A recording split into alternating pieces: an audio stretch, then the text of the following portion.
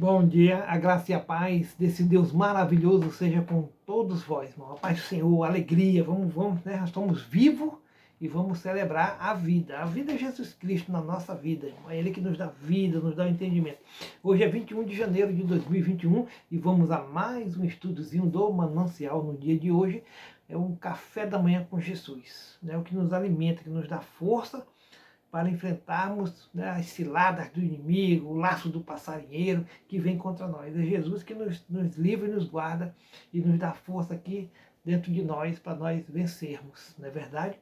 O texto base se encontra lá em Gálatas, capítulo 2, do verso 1 ao verso 16, aonde a palavra de Deus diz assim, ó: depois, passados 14 anos, subi outra vez a Jerusalém com Barnabé, levando comigo Tito. É Paulo, irmão.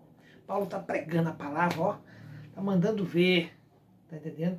Não é aquele cara que fica acomodado, não, aquela pessoa que fica acomodado, não. Ele está lá na lida, meu irmão, está lá pregando a palavra de Deus. Aí, e subi por uma revelação, quer dizer, ele teve uma revelação e subiu, e lhes expus o evangelho que prego entre os gentios, e, aleluia, e particularmente aos que estavam em estima, para que de maneira alguma não corresse ou não tivesse corrido em vão. Quer dizer, ele está pregando a palavra e está pedindo assim, de jeito nenhum eu preguei em vão, eu estou pregando aquilo que tem que ser pregado, ao qual eu fui chamado. Paulo está falando isso, né? Porque estava tendo uma tretazinha entre eles. Os apóstolos que conviveram com Jesus, que aprenderam ali na faculdade com Jesus 3 anos, aprenderam com o mestre, com o professor Jesus, eles não queriam que Paulo pregasse aos gentios, queriam que eles pregassem para o povo judeu, a salvação é para os judeus. Não, irmão. Paulo tem um chamado específico e é para todos os outros povos, sem ser o povo judeu. Todos os gentios, é todo o povo do mundo que não é judeu. Então Paulo foi pregar para essas pessoas e estava tendo uma tretazinha entre eles. Mas nem ainda Tito, que estava comigo, sendo grego, foi constrangido a circuncidar-se. Quer dizer, Tito não era circuncidado, mas ele aceitou Jesus Cristo como seu único e suficiente Salvador, e agora ele está acompanhando Paulo para aprender como é que faz. E isso por causa dos falsos irmãos que se tinham entremetido e secretamente entraram a espiar a nossa liberdade que temos em Cristo Jesus, para nos porem em servidão. Quer dizer, querem colocar debaixo da lei, debaixo da escravidão da lei, né? Porque a lei mata, a escrita mata, né? Mas Jesus nos dá graça, e todo aquele que conhece Jesus, tem fé nele, crê, né? Ele vive pela graça, né? O justo viverá pela graça, aos quais nem ainda por uma hora cedemos com sujeição, para que a verdade do Evangelho permanecesse entre nós. E quanto àqueles que pareciam ser alguma coisa, quais tenham sido noutro tempo, não se me dá. Deus não aceita a aparência do homem. Esses digo que pareciam ser alguma coisa, nada me comunicaram.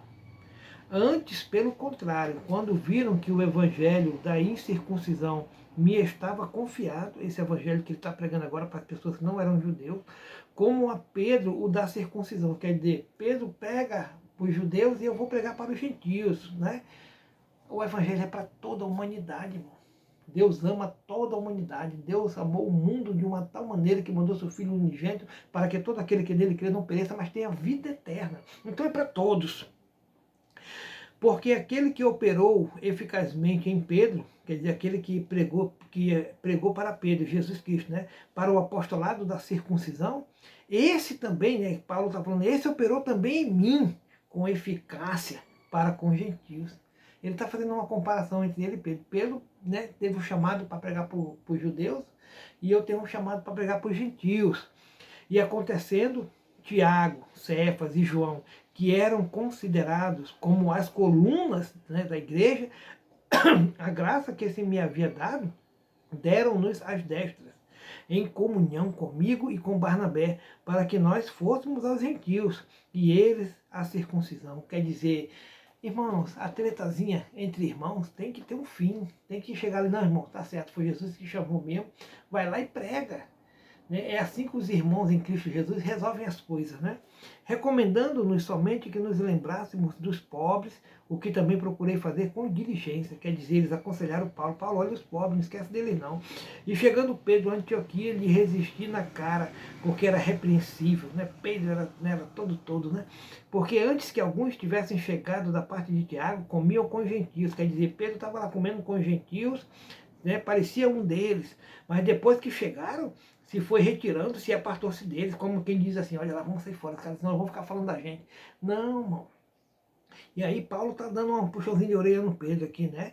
Temendo que os que eram da circuncisão, né? E os outros judeus também dissimulavam com ele, de maneira que até Barnabé se deixou levar pela sua dissimulação. Mas quando vi que não andavam bem e direitamente conforme a verdade do Evangelho, disse a Pedro: agora chegou a hora, Pedro, te peguei, na presença de todos. Se tu, sendo judeu, vive como os gentios e não como judeu, por que obrigas os gentios a viverem como judeus? Não somos judeus por natureza e não pecadores dentre os gentios? Nós somos judeus por natureza e não pecadores dentre os gentios, sabendo que o homem não é justificado pelas obras da lei, mas pela fé em Jesus Cristo. Em Jesus Cristo, temos também crido em Jesus Cristo, pela fé dele cremos nele, para sermos justificados pela fé de Cristo e não pelas obras da lei. Quer dizer, a fé de Cristo é que nós somos justificados, porquanto pelas obras da lei nenhuma carne será justificada. Irmãos, é isso aí. Que a gente possa, irmãos, ler essa palavra, estudar essa palavra e tirar o discernimento que Deus vai nos dar. Irmão, nós vivemos pela fé. Deus nos salva pela fé que nós temos nele, porque nós cremos que Jesus nasceu, viveu, morreu e ressuscitou. Então, assim, nós somos nova criatura em Jesus Cristo. Né? Nós vivemos para ele, por ele e para ele. Sabe por quê, irmão? Porque essa missão é nossa, de pregar o evangelho às pessoas que ainda não conhecem essa palavra. Você também tem um dever, Deus vai cobrar. Pregue a palavra de Deus onde você for. Né? Faça como Paulo, como Pedro falou para Paulo, né? Os apóstolos falaram para Paulo: não esqueça, né, os pobres. Vamos pregar essa palavra, meu irmão. Vamos anunciar o reino de Deus. Né? Você alguma vez já se sentiu coagido a negociar seus valores? Precisamos estar atentos para que pressões, preocupações ou a ganância não nos levem a negociar nossos valores e nossa fé. A verdade em que cremos é muito mais importante do que o que podemos ganhar com o jeitinho brasileiro, né? A verdade em que nós cremos é muito mais importante do que o que podemos ganhar com o jeitinho brasileiro. Não esquece esse negócio de jeitinho. O nosso jeitinho agora é com Cristo Jesus na nossa vida. Tudo que nós vamos falar, que nós enxergamos, que nós ouvimos, que nós vivemos, que nós nos vestimos, como nós andamos, é na presença do Senhor Jesus. Aprenda isso, o crente tem que ser sal da terra. Paulo compartilha com os crentes da Galácia que foi impulsionado pelo Espírito Santo para ir a Jerusalém e apresentar aos líderes da igreja a natureza do Evangelho de Cristo que ele estava pregando, mostrando a fidelidade de sua doutrina e os frutos que estava colhendo entre os gentios. Ele levou consigo Tito, que era grego incircunciso, e Barnabé, que era judeu, para testificar sobre o Evangelho.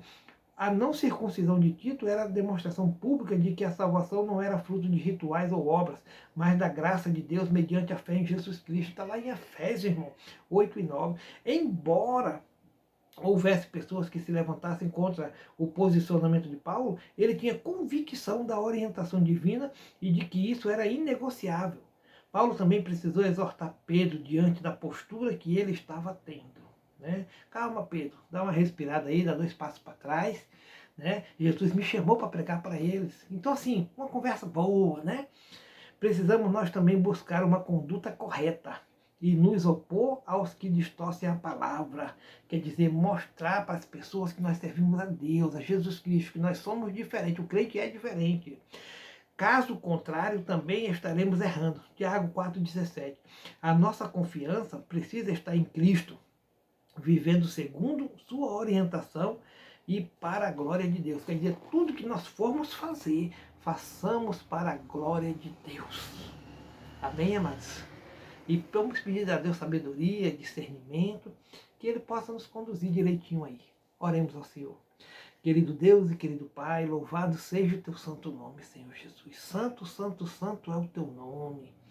Pai, Nós te pedimos, Pai, tuas bênçãos sobre nossas vidas, teu direcionamento, Senhor, para que possamos falar, agir, andar conforme a tua vontade em nossas vidas, meu Pai.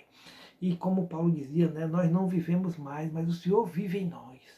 E para nós morrer é lucro, porque já sabemos da nossa salvação, porque estamos em Cristo Jesus. Já o aceitamos, né? Temos fé que Ele é Filho de Deus, cremos que Ele é o Filho de Deus, cremos também e temos fé que Ele nasceu, viveu, morreu e ressuscitou por nós. E nós te aceitamos como único e suficiente Salvador de nossas vidas, meu Pai. Conduz nossas vidas conforme a Tua vontade para com elas, Senhor. Pai, aonde esse vídeo alcançar, que esse vídeo possa transformar pessoas, que pessoas venham a Te conhecer, Jesus. E que ao ouvir a palavra do Senhor, elas venham a meditar e ser transformadas pelo sangue do Cordeiro. Aceite a Jesus Cristo como único e suficiente Salvador de sua vida. Por tudo isso, meu Pai, né, nós te agradecemos em nome do Pai, do Filho e do Espírito Santo do Senhor. Amém. Amém, Senhor Jesus. Louvado seja o teu nome. Né? Muito obrigado a todos vocês que nos assistem aí diariamente. Deus te abençoe, meu irmão, minha irmã, e Jesus te ama. Aleluia.